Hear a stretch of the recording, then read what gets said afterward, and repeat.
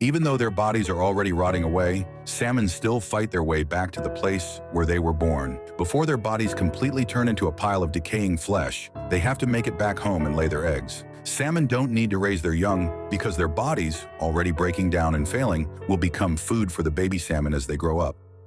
A salmon's life has two stages. After hatching, they spend their first 3 years in freshwater. Once they hit their prime, they leave their birthplace and head out into the open ocean, where they spend the next 7 years. Then, when their lives are coming to an end, they swim back upstream to where it all began, completing their sacred mission of bringing the next generation into the world. This survival strategy is incredibly smart. They avoid competitors when they're young and score way more food as adults. As ocean wanderers, salmon are destined to make this migration, a brutal journey where they face death to create life. They swim all the way from the ocean back to the rivers, using the Earth's magnetic field to navigate and remembering the exact taste of the water where they came from.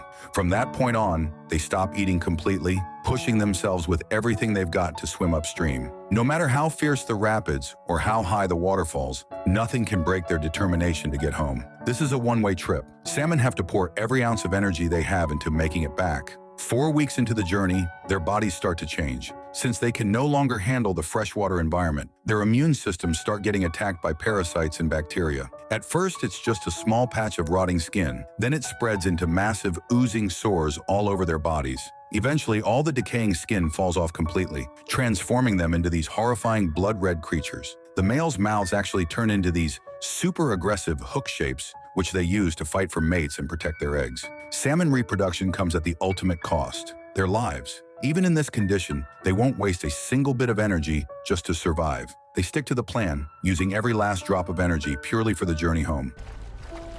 Predators are everywhere along the route. Brown bears show up like clockwork every year, and each one can take down 40 salmon a day. Those nutrient-packed fish eggs, bears absolutely feast on them. Thanks to this annual salmon run, bears can easily pack on all the fat they need to get through winter hibernation. Under these extreme conditions, basically a brutal selection process, only the strongest and luckiest salmon make it through. They arrive at their birthplace totally beaten up from the journey, but they made it. Still, plenty of salmon die right at the finish line. These are the weaker ones that were destined to get weeded out. The surviving females and males immediately pair up and pick the best spots to spawn. They'll only mate this one time in their entire lives. After mating, they slowly die off, and their bodies gradually rot away, releasing nutrients into the water. The baby salmon that hatch won't have any idea what this food they're eating actually is.